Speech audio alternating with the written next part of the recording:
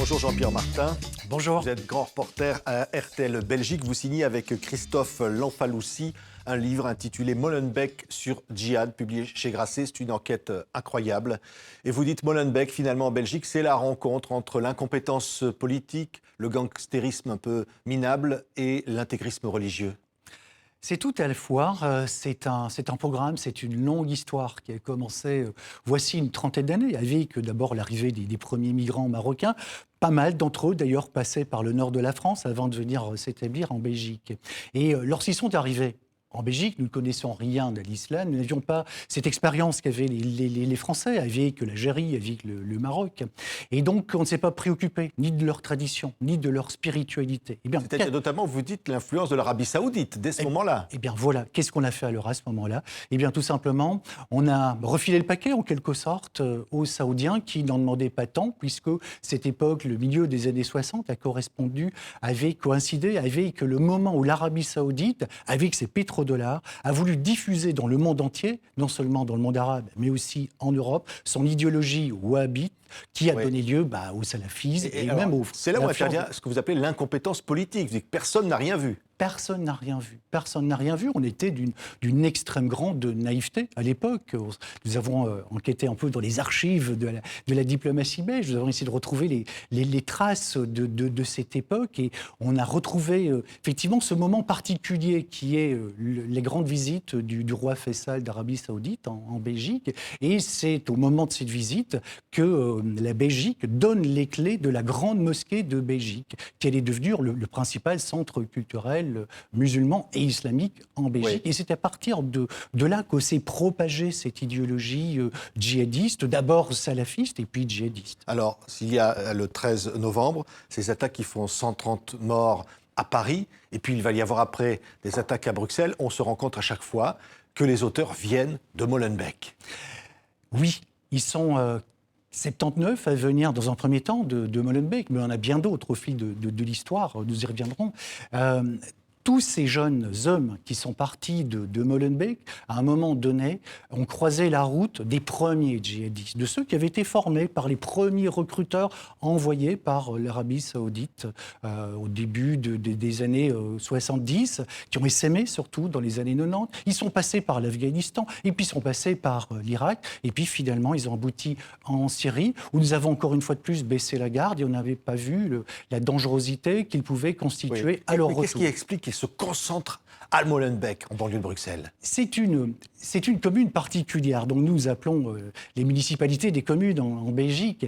Et cette commune a toute une histoire industrielle. C'était là que qu'échouaient généralement tous les migrants qui sont venus s'installer en Belgique, toutes ces vagues de migrants. Beaucoup qui venaient du Rif marocain. Beaucoup venaient du Rif. Mais petite parenthèse, avec la désindustrialisation, en fait, cette municipalité s'est transformée en ghetto. Et alors, avec une majorité de Marocains. Et parmi cette majorité de Marocains, une majorité qui venait du Rif, de cette région du nord du Maroc, qui a toujours été un peu marginalisée dans l'histoire du Maroc. Alors, Mohamed Abridi, l'un des djihadistes entendu par les enquêteurs, dit « Je suis allé en Syrie et là-bas, il y a tout Molenbeek ». Il fait cette déclaration. Il fait cette déclaration et c'est l'origine. C'est la raison pour laquelle nous avons appelé ce livre Molenbeek sur Djihad, qui en 3 mots résume ce qui s'est passé à Molenbeek. Effectivement, Abridi, lors de sa première audition, c'est une des premières choses qu'il dit aux enquêteurs. J'étais à Raqqa et effectivement, j'ai vu que tous mes amis, tous mes copains, tous ces petits délinquants qu'il avait l'habitude de voir, avec qui il faisait ses petits trafics dans la rue. Trafic de drogue, donc énormément, oui. Trafic de drogue. Effectivement, la drogue et le hashish en particulier sont probablement un des éléments et des rites de passage au djihadisme. Oui, vous racontez une drôle de cité. On a l'impression, vous dites, il y a pratiquement une agence de voyage pour aller en Syrie, installer un endroit. Il y a des réseaux de voleurs pour financer justement ces départs en Syrie. On a l'impression que tout ça est très organisé. Est-ce organisé? Je dirais pas. Je dis simplement que ces quartiers historiques ont ont été prises en otage par quelques familles, quelques clans, qui ont semé qui ont semé les graines de cette idéologie mortifère, et puis qui ensuite ont réellement pris en otage la population en imposant une sorte de loi du silence, une omerta qui empêchait les gens de parler. La preuve, c'est que lorsque on a fidèlement réussi à arrêter Salah Abdeslam, bien, il vivait tranquillement au rez-de-chaussée d'une maison qui appartenait à l'un de ses oncles. Oui, vous citez aussi des femmes. Vous citez par exemple Fatima Aberkan, vous citez aussi Malika El Haroud. Ce sont des personnages, vous dites, très importants, qui ont suscité des vocations de kamikaze.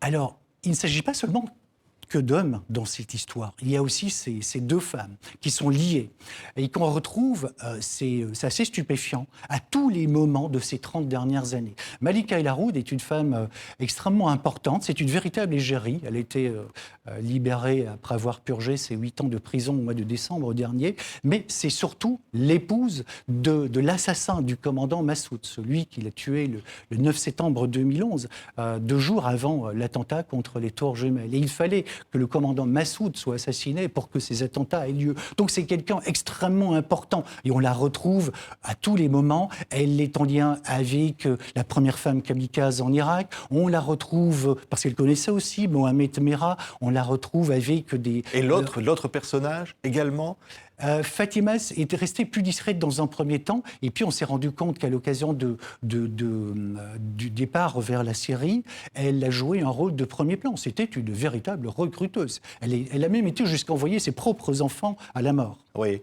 En leur disant « tu mourras en martyr ». Elle disait ça à ses enfants de 14 ans. Elle disait ça à ses enfants de 14 ans et elle est partie aussi avec ses enfants les plus jeunes, puisque c'est une femme qui s'est mariée à de nombreuses reprises, comme Malika El Haroud. On trouve dans les boutiques de Molenbeek des poupées Barbie avec des niqabs. On trouve ces poupées Barbie, c'est un symbole de ce que Molenbeek est devenu à un moment donné, de cette idéologie qui a percolé, de ce terreau qui a permis l'embrigadement de la population. Et c'est la raison pour laquelle on a écrit ce livre, parce que nous voulions donner des clés de compréhension, essayer de comprendre comment nous en sommes arrivés là, pour que peut-être dans un futur relativement proche, on parvienne à éliminer cette idéologie de la mort, cette idéologie terroriste qui a fait malheureusement de Molenbeek ce ghetto et ce repère de terroristes. Un dernier mot sur l'incompétence politique. C'est vrai ?